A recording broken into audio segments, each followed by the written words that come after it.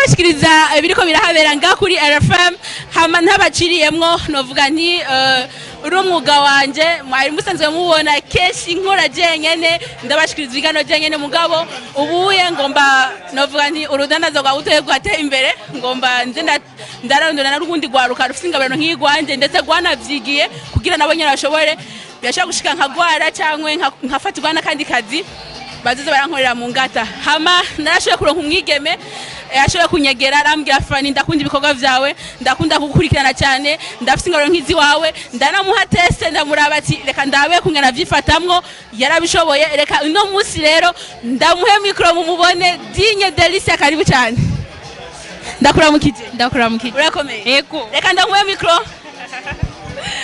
wiyumvise gute kugira ushobore kundondera uvuga ati Fani nk'amajambo wagerageje kumbwira Mu bisanzwe Fani ndi umuntu nakunda gukurikirana ibiganiro byawe cyane kuva ukiri kuri RTNB mbere yuko unakora n'ibinye ya online TV hama ndabona yuko ufise imirambi irashe ndabona yuko nshobora gukurikirana don yawe ufise kuko nanje nari nsanzwe mfise iyo ngabirano ariko maze kubona yuko mfise uwo nocako ndabona ati nta wundi mu Burundi atari DJ Fani 257 niwo muntu nabona ashobora kunshikana aho indoto zanje zifuza kugera kaze cyane n'umwuga usaba kudashavura turishurwa nabi turakorerwa turatukwa turagira ibintu byindi mugabo turavyihanganira mbega nawe uzovyihanganira Ego cyane kuko bien sûr umaze kwiyangaja gukora ikintu uba wemeranije na byose kuko si byose bizokwama ari vyiza haraza bibi hakazana na vyiza urumva byose no kumenya ukuntu vyifatamo urakoze cyane kadomagara umuririmbyi umwe mu bageze mu bibanza novuga ati mu kibanza ca kabiri gishiri ca nyuma ahantu akaba ari Madiba da Classic nkuko muriko murabikurikirana novuga nti reka mbandanye ndamumenyereza gusumba murabona yuko agaragaza kuvyifatamo neza ni Dinye Delicia bigashika nkaba ntahari muzomubona we hama reka ndamuha umwanya utuhagararanye yitwa Madiba da Classic n'umuririmbyi yashobora gushika mu kibanza ca kabiri habuze gato aje mu kibanza ca mbere reka ndamuhe Delicia abanza mubaze ndakuramukije nanje ndabaramukije muraho Ego ni sana mwiyumva gute muri uno mwanya ni umunezero nangere vraiment yakuba turi ngaha twese hamwe ya ko hari amahiganwa yaramaze igihe eske hoba habuze iki kugira ngo nawe utahane ikibanza ca mbere hoba wabonye ahantu habuze ko kugira ngo ufate ikibanza ca mbere kuko mu bantu ba programme twumvise ko hafashe ikibanza kigira kabiri kandi n'ikibanza gishimishije cyane wiyumvise gute canke wabonye ko habuze iki kugira ngo ushikire ico kibanza ca mbere Okay icyo navuga kwanza kuba nabaye uwa mbere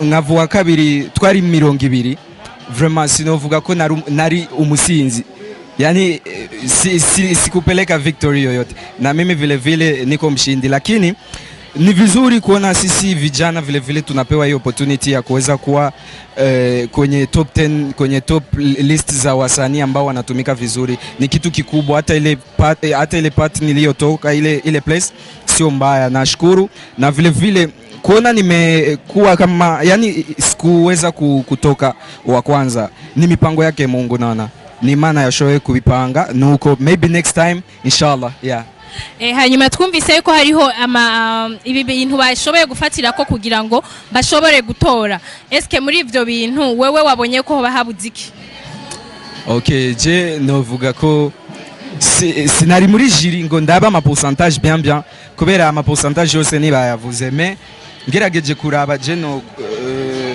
novuga sinza ahantu vyafiriye mais kuba habonetse uwa mbere yarabikwiriye Fabio yarabikwiriye n'abandi vraiment babandanye gukora ni ikintu ciza kubona twebwe abaririmbyi b'abarundi tuhabwa agaciro nk'uko ya ico nico gikomeye tu okay nirihe jambo wobwira iri radio yoba yorganije kino gikorwa kuri wewe washoboye gutahukana ikibanza kigira kabiri Okay ico navuga kuri RFM isamiriza iririmba nuko noshimira team yose ya RFM nkashimira n'umu manager wa RFM ni gikorwa gikomeye cyane kuba batwiyumviriye twebwe nk'abaririmbyi b'u Burundi simaka tube turatumigwa hanze cyanye hehe no nga iwacu birashoboka iki nico cerekana ko no nga mu Burundi turashoboye so ikintu cyose dukoze tugiye agaciro ico nico kiba gikwiye no gukunda ivy'iwacu ico nico je mbona nka Madiba yeah.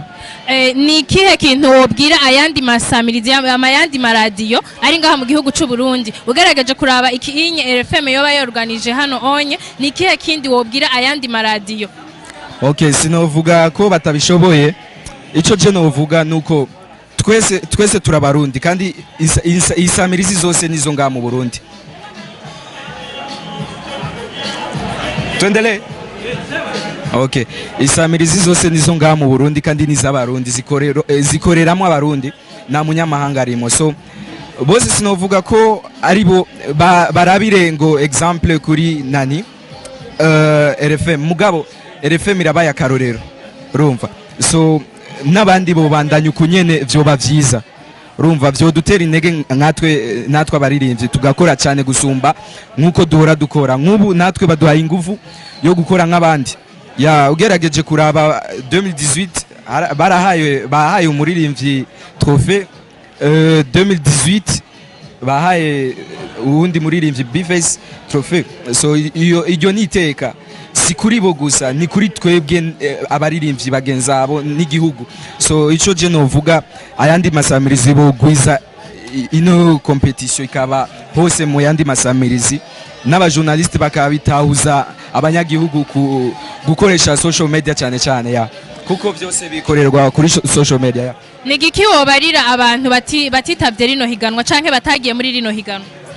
Okay, abatitavye ngaha ngo bashike ngaha urashobora gusanga byabagoye canke abaye utugorane nitubura, so maybe next time barashobora kuronka chance bakaraba uko vyari biryoshe na uko abaririmbyi babo bari baberewe iteka bahawe, ya ni full ambiance ya. Nugira kaja mushikirije abakunzi ba DJ Fanny 257.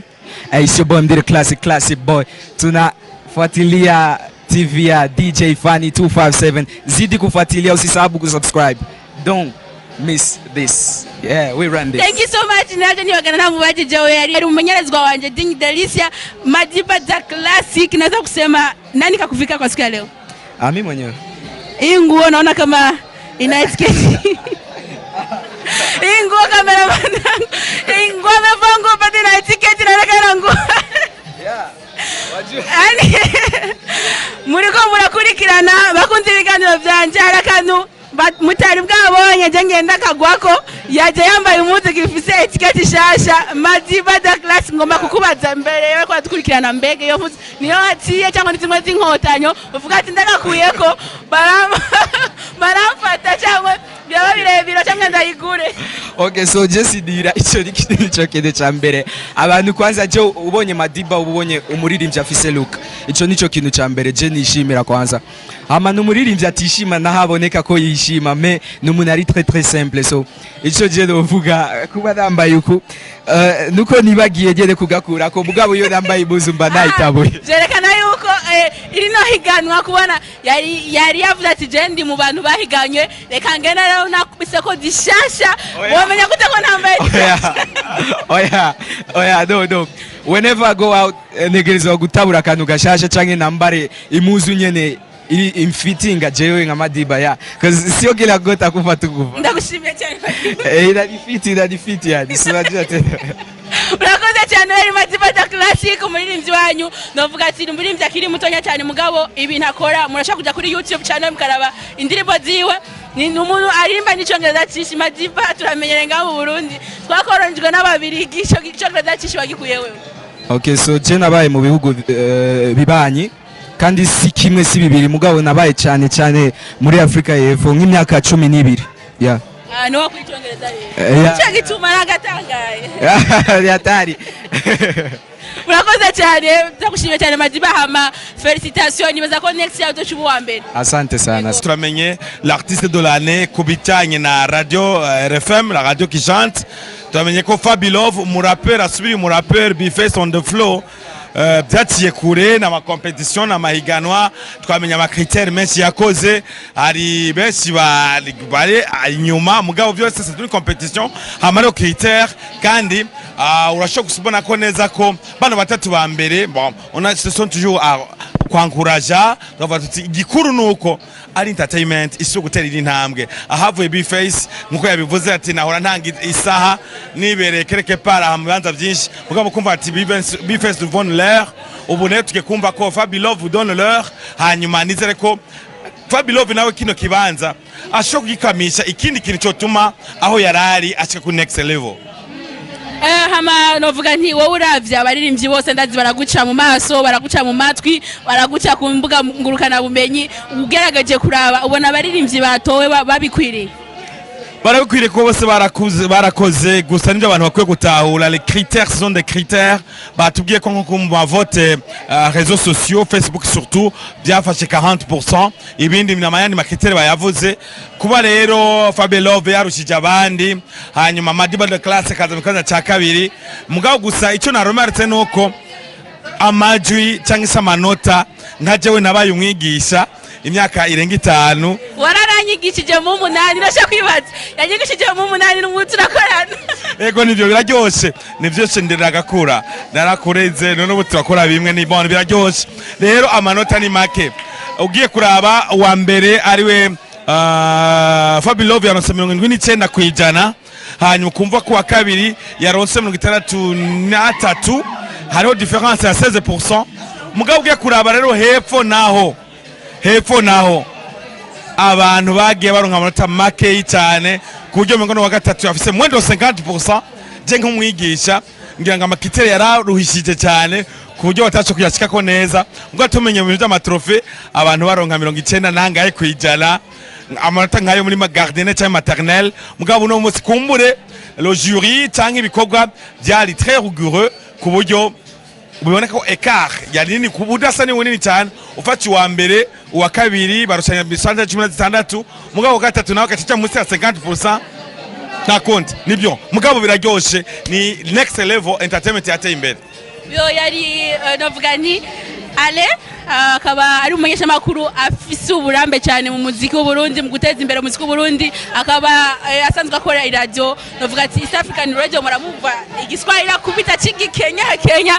hama akaba yaje gushigikira turagushimiye cyane asante sana sisi ni wa East Africa Kiswahili cha Kenya tu tunazungua cha Bukavu cha Goma hata cha Charama au cha Kinama Muyinga tunajua tena cha Tanzania radio acha Tanzania sometime huwa tunachonga ndio hivyo tena. Shukrani sana. Asante. Okay, tuko pia na DJ The Terrorist DJ ambaye amepata naweza kusema award mwaka 2019 BMA. DJ Mario naye pia aje hapa tuongee mawili matatu. Mambo? Poa, ni zima. Mzuka. Igikorwa nk'iki wowe nkawe nk'umu DJ ufasha umuziki w'u Burundi ukivuza kwiki?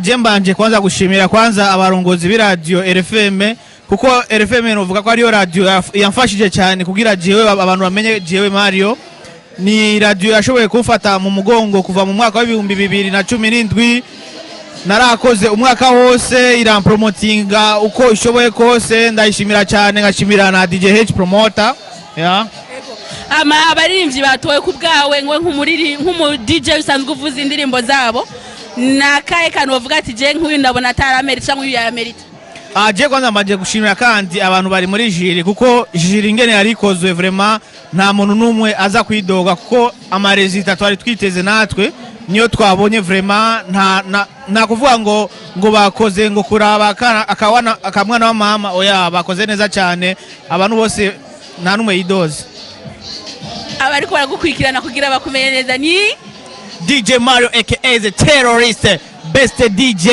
2019 na 2020 ibona uzobaruterura 2020 namaze kuyitegurira kandi nzoyitwara bien akaba ari n'umudije w'umurinzi kazi Natasha la namba la boss turagushimiye cyane The Terrorist ndabashimiye cyane DJ Funny 257 ndasaba abantu bagume bakurikirana TV yawe bagire subscribe bafyonde kuri notification ibintu n'amavuta na Merry Christmas.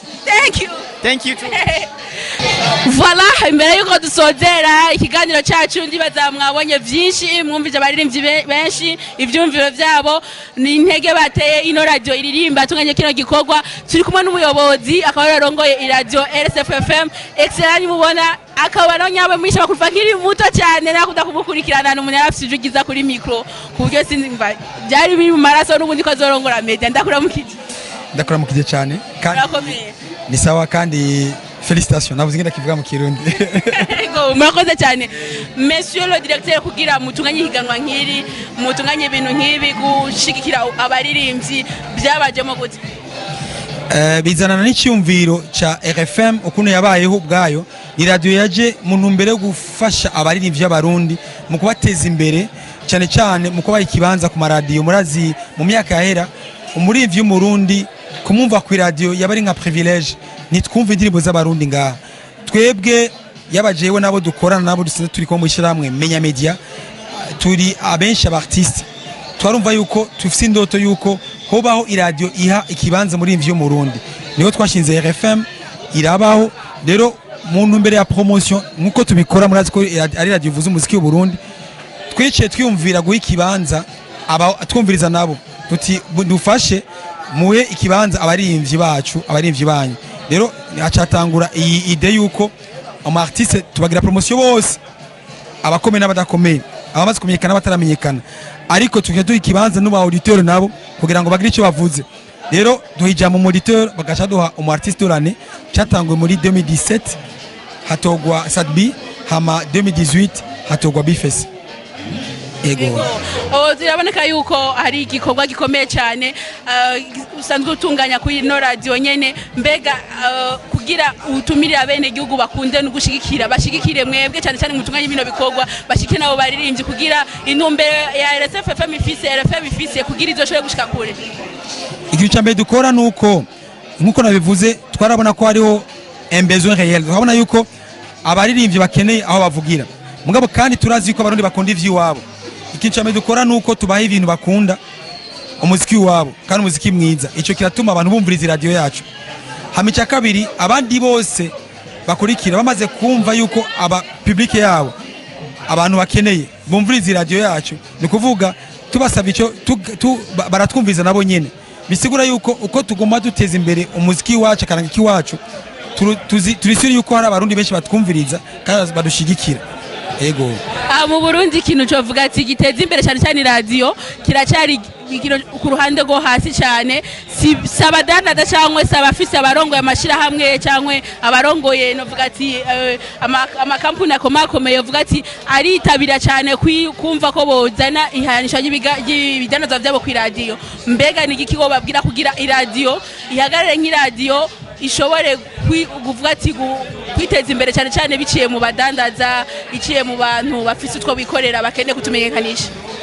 Ubusanzwe ico ni kibazo cha marketing y'iradio ari yose, kubera umudandaza wewe abakeneye amahera kugira ngo aze ku radio, abazi nuko yuko hari kinaza kuronka en retour, kuvuga arazi ko aza kuronka handi mahera agaruka araba mahera. Rero mu mico y'abarundi ni baratera imbere cyane mu kugira publicité. Urumva ni kibazo marketing cy'amaradiyo ateza kurondera abadandaza akabasigurira icyo bunguka bavugishije ama sport cyangwa publicité yabo ku radio. Urumva icyo ni kindi kibazo, kuko umudandaji c'est pas par amour aza ku radio, ni kubera azi yuko iradiza kumutuma yarahora aronka miliyoni aronka miliyoni 2 cyangwa 3. Ni icyo numva novuga, ariko nkaca ndabamenyesha yuko bugira radio nkuko nabivuze nk'iradio RFM yumvirizwa mu miduga, yumvirizwa mu bus, mu taxi, mu miduga yabikorewe twabo, mu mabiro, mu ma boutique, ma alimentation, ku masalon de coiffure. Aho hari aba consommateurs ma produit yabe na ma société, hari aba clients bama service cyangwa ma produit yabe na ma société. Abariko baranyumviza rero bamenye yuko kumenyekanisha ikintu cyabo kuri RFM no gushikira neza na neza aba clients babo kandi boca badandaza kurusha. Thank you so much. You're welcome.